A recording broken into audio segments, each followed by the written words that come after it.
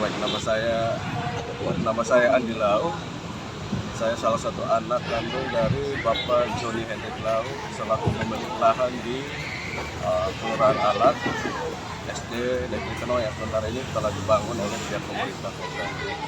Saya di sini saya ingin menyampaikan beberapa hal terkait dengan masalah lahan yang belum diganti rugi oleh pihak pemerintah Kota Kupang. Jadi saran saya di sini, saya mau pemerintah ini harus bisa bertanggung jawab atas masalah yang sudah mereka buat, yaitu penyerobotan lahan, mulai membangun tanpa ada izin, dan juga ada beberapa pihak yang terkait di dalam. Salah satunya itu Bapak Christian Sakitu Baitanu yang pada waktu itu datang dan meminta lahan ini untuk dibangunkan sebuah sekolah darurat, dan itu di tahun 2012. Sejak tahun itu beliau meminta untuk dibangunkan sekolah darurat dan meminta sebuah kopian PH dengan alasan untuk mengantisipasi adanya terjadi kecelakaan di akses sekolah SD Impres Tenau. Dan pada waktu tahun 2012 tersebut beliau menjanjikan akan memberikan ganti kerugian dengan sejumlah 125 juta pada tahun 2012 silam. Setelah kita menunggu informasi dari beliau sampai tahun 2022, sampai somasi yang pertama kali, baru beliau mengendaki untuk minta kita mediasi di SD Negeri Teno pada tanggal 12 Desember 2022. Dan di situ beliau meminta waktu 1 minggu untuk mempertemukan pihak keluarga Lau dengan asisten 1 Kota Kupang. Di situ beliau berupaya untuk menyampaikan hasil mediasinya kita di sekolah tersebut. Tapi dalam selang waktu beliau tidak ada konfirmasi balik dari Pak Christian Baitanu.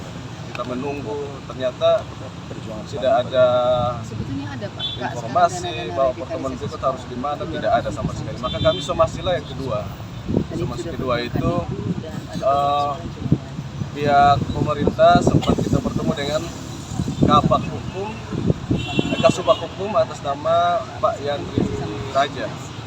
Di situ kita mediasinya di kantor camat. Di situ yang hadir Bapak Camat Alat, pihak pemerintah Kelurahan Alas dengan pihak kepala sekolah. Di situ kita bahas kira-kira menindaklanjuti hasil mediasi ini seperti apa, apakah pemerintah siap mengganti rugi atau bagaimana. Ternyata dalam proses mediasi itu tidak ada tindakan lanjutan dari pihak pemerintah ke pihak pejabat pemerintah setempat. Itu kami mengambil langkah lagi untuk melakukan somasi yang ketiga untuk penghentian aktivitas sementara. Di situ terjadi keributan dan kami tidak melakukan penyegelan, tapi terjadi keributan antara saya dengan salah satu komite sekolah, yaitu Jibril Mahfud. Di situ saya sempat laporkan dia ke pihak Polresta Kota terkait dengan tindak pidana ringan. Di situ saya sempat damai dengan dia dan masalahnya sudah selesai. Di saat itu kami menunggu respon dari pemerintah, ternyata tidak ada juga sama sekali. Jadi kami somasi lagi yang terakhir itu. Somasi terakhir itu dan tidak ada respon juga dari pihak pemerintah, dan saya sempat ribut dengan kepala dinas karena tidak ada respon baik terhadap saya. Beliau mau tutup. Bahasa beliau itu, kalau kalian mau tutup silahkan tutup saja. Jadi saya ambil tindakan harus segel. Dan saya segel juga. Besoknya itu langsung ditanggapi oleh pihak pejabat wali kota yang masih dipimpin oleh Pak Jos Hajo. Dan dihadiri beberapa pejabat terkait. Di situ hasil dari pihak pemerintah meminta kita mediasi di rumah jabatan wali kota. Rumah jabatan wali kota. Ternyata dalam hasil mediasi Pak Yanu Dali selaku asisten 3 meminta waktu selama 1 bulan untuk menyelesaikan masalah ini dan didampingi oleh pihak pemerintah yaitu Kabak Hukum dengan Kabak Pem.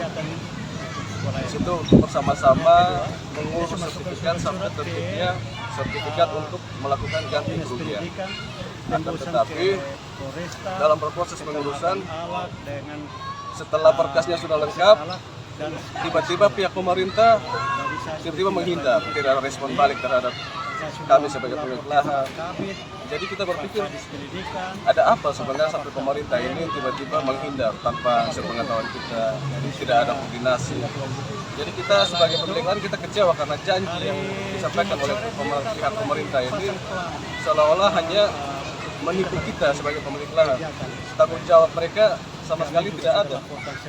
Jadi setelah kita menunggu, kita mengikuti mediasi yang terakhir di Polda itu, dan di situ mendapat jawaban